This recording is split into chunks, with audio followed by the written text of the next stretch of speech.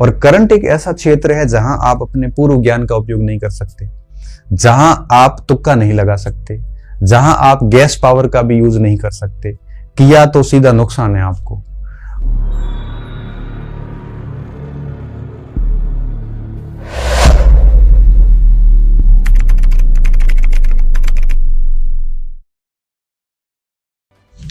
नमस्कार दोस्तों, इन दिनों आरपीएससी जो प्रश्न पूछ रही है, अभी ईओआरओ में कई प्रश्न मैंने देखे।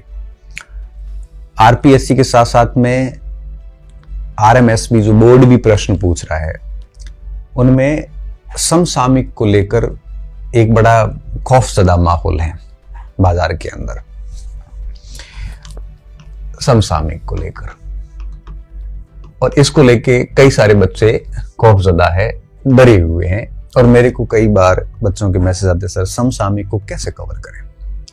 क्योंकि एक टाइम था, आज से कोई 5-1 साल पहले, जो हमारे कंपटीशन का दौर था, या 2020 से पहले आप कह सकते हो, कोविड से पहले का दौर था। उस समय क्या था कि एक स्टूडेंट वार्षिक अंक पढ़ के भी करंट में 10 में से 6-7 सवाल कर लेता था। मैंने खुद ने जब फर्स्ट ईयर का एग्जाम दिया था, तो एक वार्षिक अंक पढ़ के भी बढ़िया से उसमें से मुझे लगता 10 में से 8-9 प्रश्न मेरे सही कट गए थे।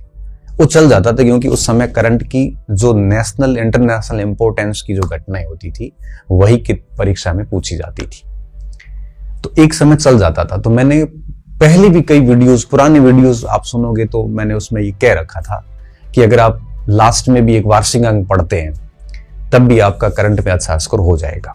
ये उस समय की बात थी। आज स्थिति क्या बनी है कि आरपीएससी के आप करंट अफेयर्स के प्रश्न देखिए, आप आरएमएसबी के करंट अफेयर के प्रश्न देखिए, अभी हाल ही में आरएस की परीक्षा हुई, उसके करंट अफेयर्स की देखिए, अभी 2 दिन पहले ईओआरओ का पेपर हुआ, उसमें करंट अफेयर देखिए। आज की स्थिति ये है, समसामयिकी में जो सबसे कम महत्वपूर्ण घटना है वो परीक्षा में पूछी जा रही है। कम महत्वपूर्ण का मतलब ये है कि ऐसी घटनाएं जो हम यूजलेस समझते हैं, नॉट वर्दी, हम समझते हैं कि इसको कोई पूछ नहीं सकता, हमारा ध्यान भी उस ओर नहीं जाता। अखबार की घटना हो, देख लिया, छोड़ देते, ऐसा कौन पूछता है? हम ऐसी घटनाएं पढ़ने की कोशिश करते हैं जो ज्यादा इंपोर्टेंस में रहती है। और आरपीएससी ने आजकल, आरपीएससी और आरएमएसबी दोनों ने आजकल वैसी घटनाओं को प्राथमिकता देना शुरू कर दिया है जो सच में लाइमलाइट में नहीं रहती। अब जैसे पहले ओलंपिक के पूछे जाते थे, राष्ट्रमंडल खेलों के खिलाड़ी पूछे जाते थे, आजकल नेशनल गेम के पूछे जाने लग गए। तो ऐसी स्थितियों में बच्चा थोड़ा सा डर गया कि सर इसको कैसे मैनेज करें, आखिर क्या स्रोत पढ़े, क्या कैसे किया जाए। तो अब उस विषय पे मैं बात रखने की कोशिश करूंगा कि अब इसका उपाय क्या है। देखिए, सबसे पहली चीज है माइंडसेट की। आपको अपना माइंडसेट ऐसा रखना है कि चीजों को हम माइंडसेट के जरिए कवर कर सकते हैं, क्योंकि जैसा माइंडसेट होगा वैसे ही हम तैयारी करेंगे। सबसे पहली बात, अब आप वो बात तो भूल जाइए कि एक वार्षिक अंक पढ़ के काम चला देंगे। अब आरपीएससी की डिमांड ये है कि करंट नियमित हो।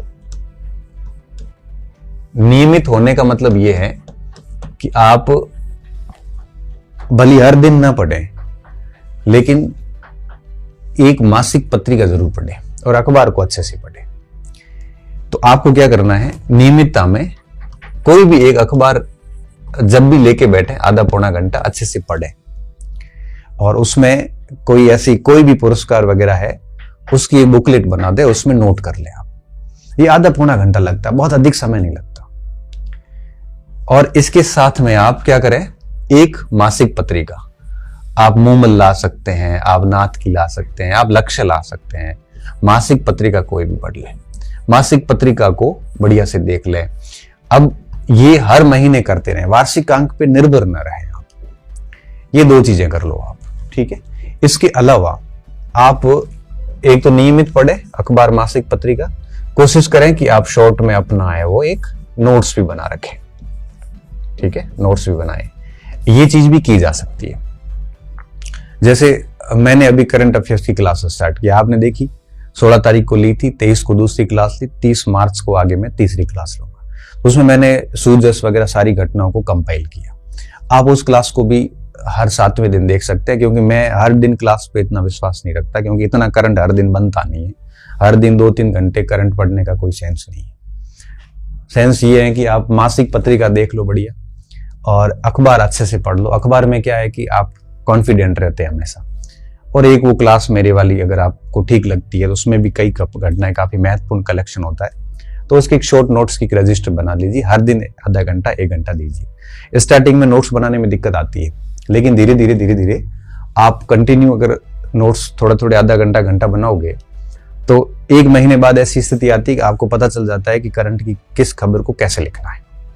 जितना शॉर्ट में हो उतना बनाओ, ज्यादा बहुत डिटेल में उसमें जानने की आवश्यकता नहीं रहती। एक तो ये शॉर्ट नोट्स का काम कर लीजिए। उसके बाद जब एग्जाम नजदीक आता है, तो एग्जाम के टाइम आप वार्षिक अंक वगैरह कोई आता है मार्केट में, वो लाके देख लो। वार्षिक अंक पढ़ने में फिर दिक्कत नहीं होगी। क्यों नहीं होगी? क्योंकि आपने अखबार पढ़ रखा है, आपने मासिक पत्रिका कंटिन्यू पढ़ रखी है।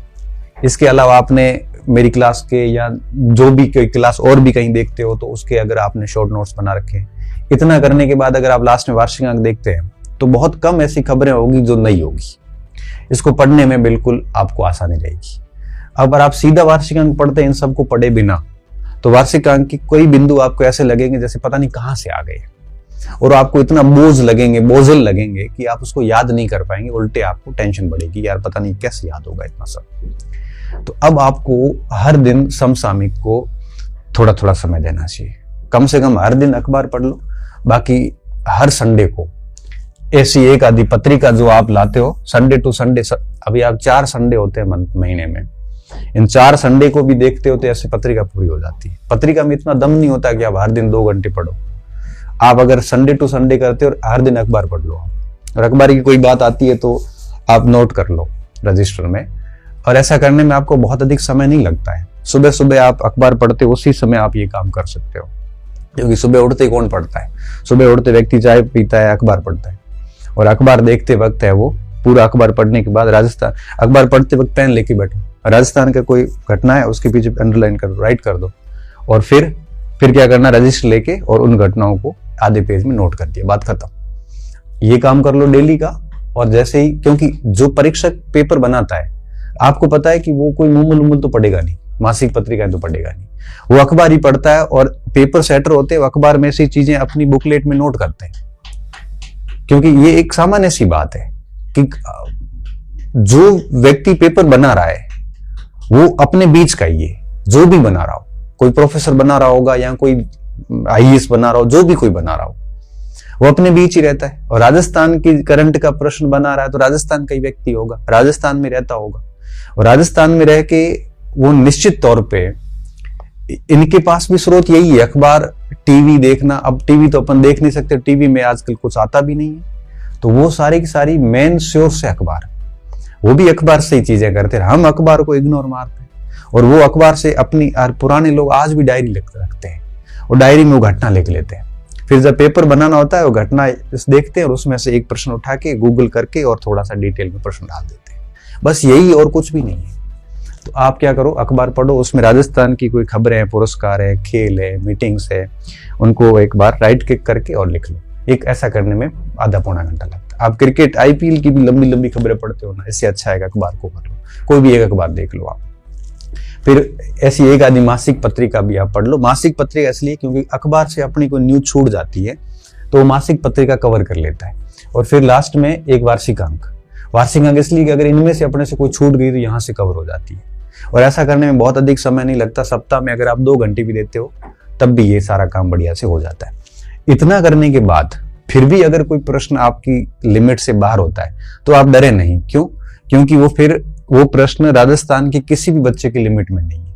उसको लेके आपको तनाव लेने की आवश्यकता नहीं है। क्यों? क्योंकि वो प्रश्न मेरिट निर्धारक सच में ही नहीं है। वो प्रश्न फिर आपके लिए कठिन नहीं है, पूरे राजस्थान के बच्चों के लिए कठिन है। आप इतना करने के बाद आप जितना करोगे उतना दूसरे बच्चे नहीं कर पाएंगे।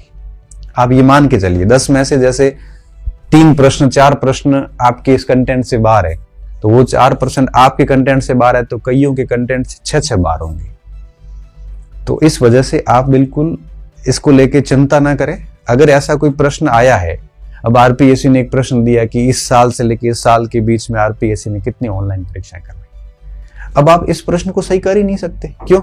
क्योंकि अब इस प्रश्न की, ये प्रश्न मेरे लिए निर्धारक नहीं है। राजस्थान का कोई बच्चा उस प्रश्न को नहीं कर सकता। वो प्रश्न केवल हास्यास्पद है, हंसने के लिए ठीक है, मजाक बनाने के लिए ठीक है। ऐसे कई प्रश्न आते हैं पेपर में, 5-7 प्रश्न ऐसे आते हैं, उनको लेके लोड नहीं लेना। आप बस ईमानदारी से अपना ये काम करते रहिए। तो इससे क्या होगा, इससे आपकी चीजें ठीक हो जाएगी। अब जैसे मासिक पत्रिका पढ़ते हैं, उसमें नेशनल न्यूज भी आती है, उसमें इंटरनेशनल न्यूज भी होती है। अगर आप किस परीक्षा की तैयारी कर रहे हैं, अगर आप वरिष्ठ अध्यापक कर रहे हैं, 3rd ग्रेड की कर रहे हैं, प्रोफेसर की कर रहे हैं, तो केवल राजस्थान वाली न्यूज पढ़ो, उसमें आप नेशनल इंटरनेशनल आती नहीं है। अगर आप 1st ग्रेड की कर रहे हैं तो आप उसमें नेशनल इंटरनेशनल भी साथ में देखें। आपके सिलेबस में कौन सा करंट है वो साथ में पढ़ते रहें। इस तरह से उसको करना पड़ेगा अगर आप चाहते हैं कि अच्छी रैंक से हो, अच्छा हो तो।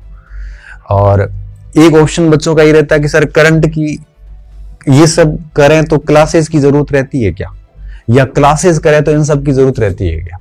तो देखो, अगर मुझे पूछें कोई YouTube क्लासेस वर्सेस ये, तो मैं इसको वरीयता दूंगा। क्यों? क्योंकि YouTube की क्लासेस के अंदर ये सारी चीजें जनरली कवर हो भी जाती है ना, तब भी हमारे लिए हम उतना इसको ठीक नहीं कर पाते। हम खुद अगर इसको करेंगे तो सप्ताह में मुश्किल से 2-2.5 घंटे का टाइम लगेगा, और सप्ताह में अगर 3 घंटे भी लगते हैं तो 4 सप्ताह में 10-12 घंटे में काम हो जाता है। यूट्यूब की क्लासेस को अगर आप टाइम देते हैं, अगर आप डेली वाली क्लास को टाइम देते हैं तो 30-35 घंटे दोगे, इधर 12-13 घंटे लगते हैं। दूसरी बात, यूट्यूब की कक्षा अगर आप साप्ताहिक देखते हैं तब भी आपके 5-6 घंटे लग जाते हैं, और इसमें इतना समय लगता है, लेकिन इसमें फिर क्या होता है कि सारी चीजें कवर हो जाती है।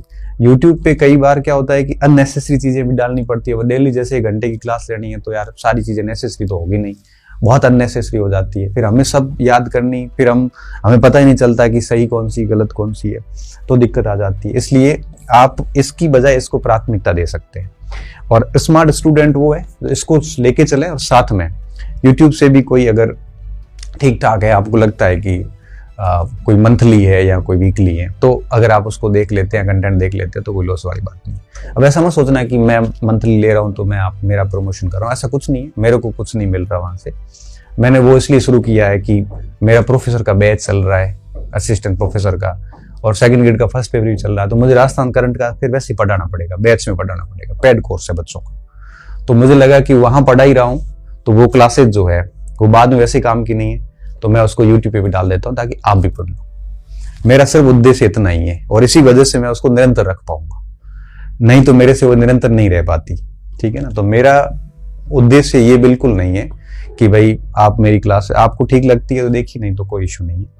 मैं क्लासेस सिर्फ इसलिए ले रहा हूँ कि मुझे 2nd ग्रेड और 3rd ग्रेड और प्रोफेसर तीनों बैच के अंदर करंट अफेयर राजस्थान का पढ़ाना है। वो मैंने प्रोमिस किया बच्चों से बैच के अंदर एज ए फैकल्टी, तो वो मेरी जिम्मेदारी है, तो वो मैं वहां डालूंगा। तो डेफिनेटली साथ में मैंने कहा यहाँ भी डाल देता हूँ, क्योंकि करंट तो आपको पता है कि हिस्ट्री, ज्योग्राफी, इकोनॉमिक्स की तरह तो है नहीं कि आप 3 साल चला सको या 4 साल चला सको।